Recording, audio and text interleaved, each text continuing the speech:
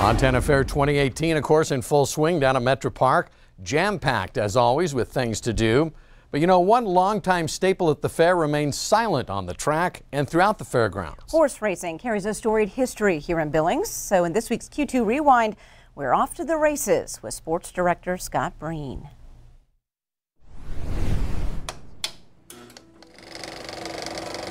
On the outside is Maharis Bay. That's track announcer Bernie Lustig, who kept horse racing fans on the edge of their seats. Here's a look at it back in the early 80s. Handles were high, turnout terrific, and the number of race dates booming at 35 a year. Locally, the sport was in its heyday. And it's broad jump by 3.5 lengths. This was often the scene behind the track when thoroughbred racing was king. But there was a group that also wanted to bring in harness racing. Thoroughbreds are hot-blooded and did not love racing in cold weather. Harness racing was more suitable to us in the north and would allow more dates. Bob Glasgow was exhibition manager at the fairgrounds and really pushed for it. 2 years ago in Calgary, they had 17 straight racing days in a row with harness racing, where the temperature was at least 20 below zero. But the Thoroughbred Association didn't want any part of it, and county commissioners didn't support it early on because they didn't feel there was enough revenue. To make matters worse, when the grounds were too sloppy and shut down for even a day, horse owners in the track claimed to lose an estimated $20,000, according to Glasgow. Not good footing at all, and the last thing we want is to have a jockey or a horse hurt. In 1983, with crowds still bustling, trifecta wagering was introduced to Billings after test drives in Great Falls and Helena. You pick the exact order of finish for the first 3 horses across the line on the last race.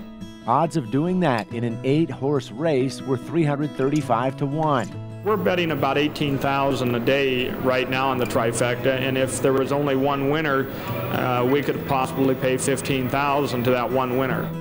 But horse racing always seemed to be an on-again, off-again love affair. It would stall for a while in Billings, then bounce back, all the way from the late 80s to the early 2000s. It became more expensive to run. Metro Park started demanding more money. Simulcasting was put on hold, and there were even investigations to whether Montana races were fixed. Nothing was found. I think that we want to increase integrity and the public opinion of horse racing and let them understand the true nature of the beast. Race dates then steadily declined from 35 to 30 to 24 and eventually single digits. Yellowstone Exhibition applied for more dates, and the Racing Commission denied those dates because they felt that it would hurt the smaller tracks and the other fairs that are trying to run in other parts of the state. In Billings, they eliminated some staff positions and formed a few different horse racing boards trying to keep the sport above ground.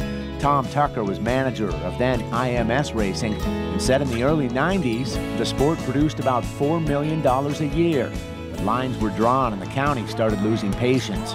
If horse racing is in a position of losing money, that the Board of County Commissioners has the right, and in my opinion the obligation, to cease and desist horse racing. Now, the Horse Racing Alliance and Metro Park continued to battle and grew further apart until a few years ago the sport entirely dissolved here in Billings. It's a shame. The only sites that offer live horse racing, at least this summer, Miles City and Great Falls, with a combined 9 dates.